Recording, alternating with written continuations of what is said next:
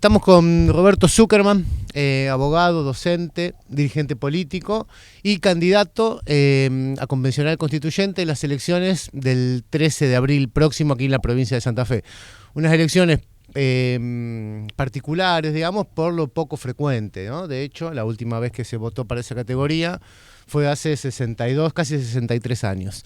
Roberto, bueno, bienvenido y muchas gracias por venir. No, por favor, muchas gracias a ustedes, siempre es un gusto estar acá. Vos fuiste en las últimas elecciones a intendente, precandidato por el Partido Justicialista, en unas elecciones paso con Juan Monteverde, quien hoy va también como candidato a convencional constituyente por una lista dentro del PJ y vos vas por una afuera. ¿Cómo se explica eso? ¿Cómo se explica? En realidad deberían explicarlo las autoridades del PJ, por qué están destruyendo el PJ. Porque esto tiene una historia. En el año 2019 yo quise hacer un acuerdo con Monteverde para que hagamos justamente lo que hicimos en el 2023. En el 2019 cuando lo propuse no lo quisieron hacer. Nosotros perdimos la intendencia por 1,5 puntos y Monteverde sacó 15 puntos y yo 33. Es decir, que si hubiésemos hecho ese frente, hubiésemos ganado la intendencia en el 2019. Bueno, en política hace falta mucha paciencia. Yo tuve una paciencia de 4 años para que podamos hacer lo que no hicimos en el 2019 en el 2023. Lo hicimos con todos los condicionamientos que puso Monteverde. De hecho, Monteverde vino a la interna intendente, pero sus concejales fueron por fuera del PJ. ¿Sí? O sea, le permitimos que su esposa, Karen Tepp, encabezara la lista de concejales de ellos por fuera del PJ. O sea, hicimos todo, le dimos todos los gustos, todas las garantías para que hagamos ese frente. Lo hicimos, él ganó la primaria y nunca más me convocó, digamos, ¿no? Cosa que yo hubiese hecho todo lo contrario. Lo hubiese sumado a mi campaña intendente. Bueno, él no me convocó más a mí, no lo convocó a Lewandowski, que era el candidato a gobernador, hizo su campaña solo y perdió, digamos, ¿no? Entonces yo, con la frente en alto, digamos, hice todo lo que tenía que hacer para generar unidad, no solamente dentro del PJ, sino con otros sectores, como en el caso de Monteverde y Ciudad Futura. Lo que hizo después el PJ en el 2024 fue nada. Es decir, no convocó a ningún sector, no hizo ninguna cuestión vinculada a hacer una autocrítica, a plantear a futuro. Esto también pasa a nivel del PJ nacional, ¿no? Pero digo, para hablar y responder lo que vos me preguntás, yo advertí a las autoridades del PJ que se venía la reforma constitucional, no lo quisieron escuchar, negaban que eso iba a suceder, sucedió, digamos, ¿no? Y entonces después, sorprendidos, querían ver cómo el PJ no hacía un papelón. Bueno, yo entendía que no estaban las condiciones dadas para ser candidato dentro del PJ sin, digamos, ningún debate, porque yo no creo que una lista tenga que ser una ensalada. Uno ve la lista del PJ y ve que es una ensalada, que hay personas que piensan totalmente distintos y están juntos en una lista, ¿no? Entonces, yo doy clase de Derecho Constitucional desde los 20 años, tengo posturas desde siempre, he escrito en diarios durante años. No voy a después someterme a una disciplina partidaria, a una disciplina de bloque sin debate previo para ver qué vamos a votar en la reforma. Entonces, bueno, yo entendía que no estaban las condiciones dadas y el PJ, en lugar de generar, insisto, unas condiciones de unidad y las condiciones necesarias para que los máximos referentes formáramos parte de la lista, bueno, decidió convocar a Monteverde, que, insisto, ha tenido claramente actitudes antiperonistas de esconder al peronismo en la elección del 2023. Entonces, lamentablemente, a mí me duele en el alma, porque yo siempre formé parte del PJ, soy afiliado, siempre fui candidato dentro del PJ, y bueno, ojalá que cuanto antes podamos resolver esta situación y volver a generar condiciones de unidad. Bien. Yendo a lo particular de la elección, digamos, convencional constituyente, ¿por qué crees que la gente debería interesarse en una elección que, como yo decía antes, no es habitual, no es lo más frecuente? ¿O qué cosas encontramos en la campaña para que la gente se interese? ¿O qué es lo que le puede cambiar? No te digo cambiarle la vida, pero ¿qué cosas a lo mejor de la vida cotidiana se pueden modificar en un cambio de texto constitucional? Bueno, en realidad hay dos cuestiones. Digamos, una como, si se quiere, más teórica, que tiene que ver con poder comprender la importancia de una Constitución. La Constitución es la norma madre, la norma fundamental, la Carta Magna, como suele decirse, y que, como vos recién decías, perdura en el tiempo. Nuestra Constitución provincial tiene 63 años. Nuestra Constitución nacional se reformó hace 31 años. Es decir, pasan décadas hasta que se vuelve a reformar. Entonces, lo que uno pone ahí no puede ser cualquier cosa que es una ley que después se modifica. Uno tiene que poner ahí justamente qué visión tiene de la provincia, del Estado, de los municipios, de la producción, del trabajo, del medio ambiente, de la justicia, de cómo tiene que funcionar la política. Digo, porque eso después vienen leyes posteriores que regulan lo que está establecido en la Constitución. Entonces, lo que hay que prestar atención es a esto, a decirle a la población, miren, si ustedes no le prestan atención a esto, hay otros que le van a prestar atención y puede ser perjudicial para ustedes. Porque, y ahí viene la otra parte, estamos viviendo un momento donde el gobierno nacional alimenta el odio, alimenta el negacionismo, alimenta una forma totalitaria de gobernar, con autoritarismo, con falta de libertad de expresión, con represión en la calle, y además, digamos, con una política económica que genera hambre, genera destrucción de la matriz productiva, genera la pérdida de soberanía y dependencia económica, entregándose a los poderes internacionales, al Fondo Monetario. Entonces, ojo, porque hay sectores que representan a Milei o ideología parecida a la de Milei, que también van a ser candidatos en esta elección a convencionales. Si nosotros, desde el campo nacional y popular, de los sectores progresistas, de lo que defendemos la República, el Estado, los derechos humanos, no planteamos cuestiones que tengan que ver con la defensa del pueblo, de los ciudadanos, de la provincia, bueno, ojo, porque podemos llegar a tener una constitución peor que la que tenemos hoy, con menos derechos de lo que tenemos hoy y con menos límites a determinados abusos que pueda generar el Estado o las corporaciones. Entonces, a prestar atención a las propuestas que tiene cada sector, porque pueden terminar votando a sus verdugos. Exactamente, digo, porque a ver, la reforma, si bien se aprobó, la legislatura aprobó una ley que declara la necesidad de la reforma y establece una cantidad de puntos, creo que son 40, sobre los cuales, digamos, van a discutir los convencionales, de todos modos depende de la relación de fuerza y qué es lo que pase ahí, digo, se pueden incorporar, o bueno, ver cuál van a ser los perfiles de esos temas que se van a tocar ahí, ¿no? Indudablemente, Lucho, como vos decís, por eso nuestra campaña se basa en 60 compromisos que los pueden ver en mi página web, que es Roberto Zuckerman, o en mis redes también Roberto Zuckerman. Están escritos los compromisos y están los videos. ¿Por qué? Porque también me preocupa que haya distintos sectores que solamente estén en un tema, que es la reelección sí o no del gobernador, cuando, vuelvo a decir, hay 40 temas, y si discutimos solamente sobre ese tema, el resto de los temas quizás entran en la convención con una mayoría que sea contraria a los intereses populares, a los intereses de los trabajadores. Entonces, me parece importante que podamos enriquecer el debate, o sea, que cada sector le pueda decir a la población, che, mirá, nosotros vamos por esto, nosotros queremos hacer esto, porque, insisto, si juntan una mayoría, distintos sectores, que son antiestado, que destruyen el Estado, que quieren restringir derechos, vamos a tener una constitución peor y no la vamos a poder modificar de un día para el otro. Exactamente. ¿Incluís en estos sectores que vos estabas mencionando antes al oficialismo provincial o algunos sectores del oficialismo provincial? Por supuesto que sí, porque uno a veces escucha expresiones o personas que están dentro de esos sectores que a lo mejor no forman parte, a veces forman parte del gobierno de la provincia, a veces son referentes que tienen cargos nacionales. Es decir, yo lo escucho, por ejemplo, al diputado Chumpitaz, que es diputado, entró por el PRO, digamos, tiene vínculo con los sectores también del gobierno provincial, digamos, ¿no? Que dice barbaridades. O sea, el otro día en una de las marchas dijo cárcel o plomo. El 24 de marzo dijo que hay que cerrar la ESMA. O sea, quiero decir, la ESMA, digo, vamos a, por las dudas lo aclaro, digo, la ESMA como sitio histórico de memoria, verdad y justicia, digamos, como el centro emblemático de lo que fue la represión, digamos, ¿no? O sea, digo, hay que cerrar, o sea, hay que ocultar y negar, digamos, la reivindicación de los 30.000 desaparecidos.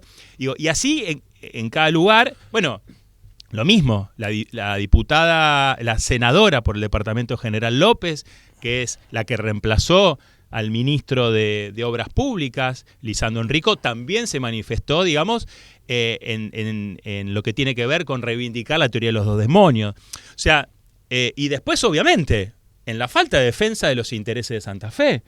Porque digo, empezando por el gobernador y su equipo, lo que uno ve es que nos secan, es decir, Milei nos deja sin recursos, y el gobernador, como si, digamos, como agrandado, como inflando el pecho, dice, no importa, los recursos los ponemos nosotros. O sea, toda la sociedad santafesina aporta con sus impuestos dinero que se lleva el gobierno nacional, dinero que no vuelve a la provincia, y después los santafesinos tenemos que terminar pagando cosas que tiene que pagar el gobierno nacional. Doy 2 ejemplos de obra pública, por ejemplo.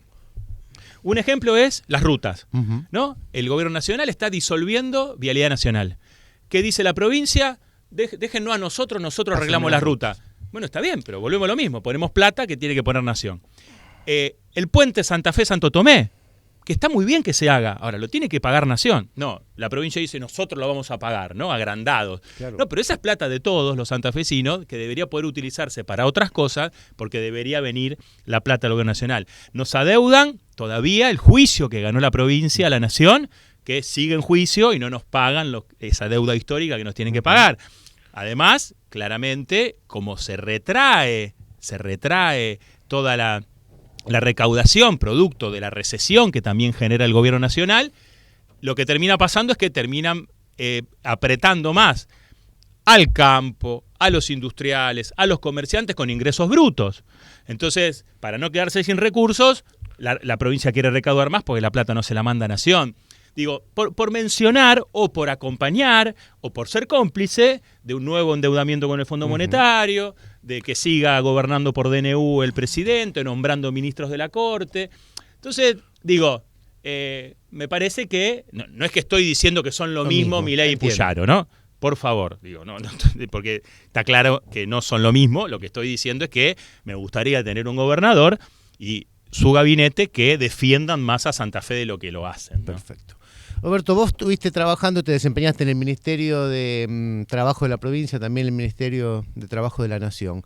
En esta reforma, ¿tenés alguna propuesta que tenga que ver con el mundo del trabajo, que no es un universo homogéneo, como en algún momento lo concibió el peronismo, como una clase trabajadora más o menos monolítica, sino que hay algo, entiendo, mucho más fragmentado y diverso? Sí, te agradezco muchísimo la pregunta. Primero lo que hay que decir es esto. Cuando se va a reformar una constitución, no es que, entonces, por ejemplo, el tema de derecho del trabajo es uno de los temas a tratar. Ahora, hay cosas que ya tiene nuestra constitución, que aunque sea del 63, hay cuestiones de derecho de los trabajadores que están muy bien y que tienen que quedar. Entonces, eso yo no lo quiero recalcar porque eso ya está. ¿Qué quiero agregar? Que justamente tiene que ver también con tu pregunta. Por un lado, que es algo que venimos trabajando, lo trabajé cuando fui ministro y cuando estuve en el gobierno nacional, que es, trabajadores no son solamente los que están en relación de dependencia.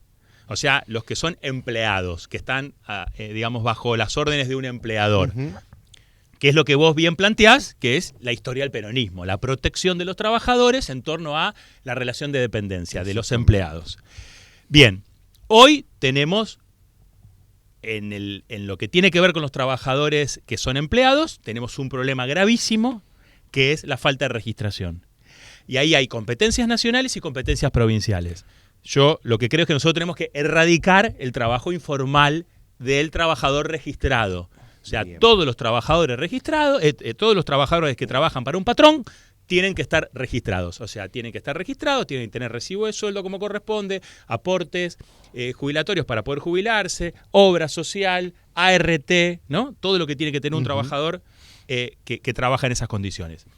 Pero hay todo otro universo, como también vos lo estás planteando, que es el de los trabajadores independientes, el de los que son monotributistas o ni siquiera lo son, los que son emprendedores, los que tienen sus oficios, los que cartonean, los que todos los días se levantan a la mañana a ganarse el mango, son trabajadores y son trabajadoras. Entonces, esos trabajadores y trabajadoras merecen tener también la misma protección, también merecen que haya instrumentos, como por ejemplo lo que tiene que ver con instrumentos de cooperativas, ¿no? Del asociativismo.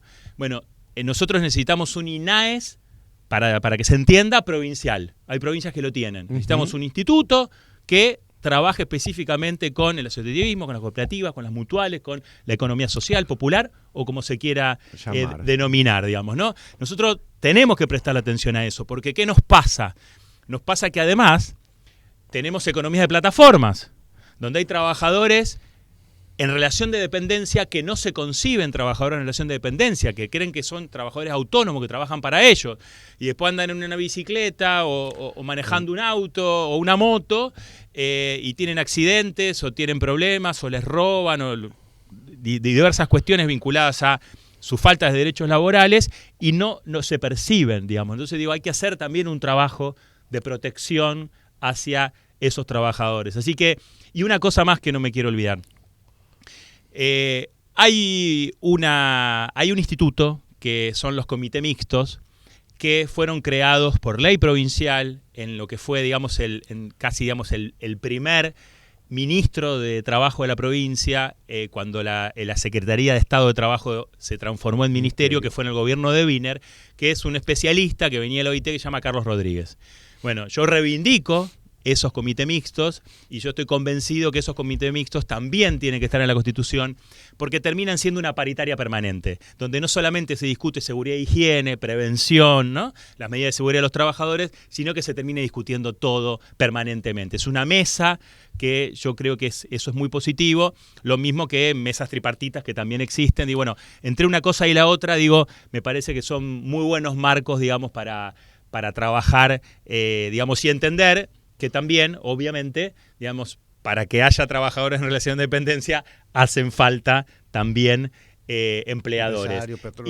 Y digamos, porque es un tema que me apasiona, te agrego lo último, que tiene que ver con que también es cierto que es muy difícil a veces para pequeños, para pymes, para pequeños comercios, industrias, o sea, lo que son pymes, micropymes, o sea, hasta 10 trabajadores, hasta 5 trabajadores, sostener a los trabajadores como corresponde, con todas las obligaciones de ley.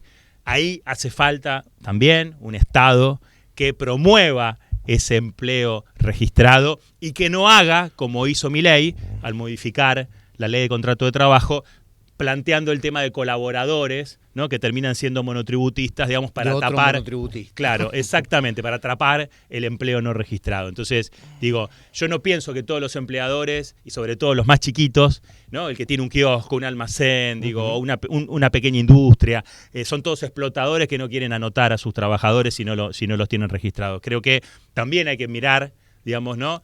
Cómo están espalda con espalda cuidando la fuente de trabajo, ¿no? Y contemplar esas situaciones. Esas situaciones para que después no aparezcan, digo, esta idea de, bueno, que es bastante cíclica en Argentina, generalmente cuando la economía no funciona, digamos, cuando hay poco dinamismo económico, que es pensar, digamos, alguna reforma laboral que generalmente tiende a precarizar las condiciones de trabajo y a conculcar derechos a los trabajadores como idea de solución para mejorar los niveles de empleo. No, bueno, es que de ninguna manera nunca sucedió esto como algo positivo, nunca sacándole derechos a los trabajadores se generó más y mejor trabajo. La única forma de generar más y mejor trabajo es que haya, obviamente, más oferta. Cuanto más oferta hay, mejores condiciones tienen los trabajadores. Macri, sin modificar las leyes laborales, claramente generó una flexibilización laboral. Porque cuando vos tenés recesión con inflación como tenía Macri, obviamente que los trabajadores pierden derechos aunque las leyes no se modifiquen. Pierden los derechos en la realidad. Si te gusta te quedas y si no, andate, ¿no? Un montón atrás tuyo que van a tomar este trabajo en esas condiciones. Tengo colas de trabajadores que pueden hacer lo que estás haciendo vos. Claro, eso es lo que plantean. Bien. Roberto, la última. El tema de la autonomía municipal, que es una vieja demanda de la ciudad de Rosario, está mencionada entre los puntos que se van a tratar, que va a tratar la Convención Constituyente. ¿Cómo está planteado y cómo crees vos que debería implementarse? Bien, yo tengo una postura en cuanto a lo que tiene que ver con lo que es el procedimiento de reforma constitucional, que la ley de necesidad de la reforma que se votó en diciembre solamente puede establecer los puntos, o sea, cuáles son los temas a tratar. No puede generar un contenido restrictivo o un contenido que condicione a los convencionales. Los convencionales tienen que tener la libertad absoluta de discutir los temas que están planteados. La ley de necesidad de la reforma, que nosotros vamos a poder discutir en la convención reformadora, ya establece limitaciones y condicionamientos a la autonomía. Yo no estoy de acuerdo con eso, hay fallos de la Corte Suprema que dicen que nosotros tenemos la libertad absoluta en una reforma para poder tratar los temas. Yo voy a plantear con toda la integralidad y toda la profundidad la autonomía plena y que sean los municipios de Rosario, de Santa Fe, pero también obviamente de otras localidades grandes, Reconquista, Rafaela, Venado, pero también otras, sobre justamente cómo quieren gobernarse. Y también, por supuesto, lo que es la discusión de los recursos. Eso. Porque digo, sin recursos es difícil plantear que uno se maneje a sí mismo, ¿no? Digo, pensemos que la verdadera independencia de un país, de una persona, de lo que sea, es cuando tiene recursos disponibles para poder hacer frente a sus obligaciones, ¿no? Pero yo soy un defensor de la autonomía. Lo que también quiero decir es que hay muchos mitos o muchos miedos sobre la autonomía, y entonces hay municipios que dicen no queremos autonomía, trabajadores municipales que dicen no queremos autonomía, pensando que los puede perjudicar. Yo no tengo esa mirada, creo que no hay nada para perjudicar, pero que además la autonomía no puede funcionar sola sin hablar de áreas metropolitanas o de regiones. Digo, pensar Rosario como una comarca, como una isla, digamos, ¿no? Porque tiene autonomía y otro municipio no la... Sería un error garrafal. Digo, Rosario hay que pensarla con toda su área metropolitana, porque hay muchísimos temas como transporte, como ambiente, como seguridad, como movilidad, etcétera, digamos que hay que trabajarlo de manera conjunta. Pensarlo, ¿no? Exactamente, de manera amplia. Bueno, sí. Te agradezco muchísimo la entrevista y el tiempo. No, por favor, a ustedes, muchísimas gracias. Y suerte en las elecciones.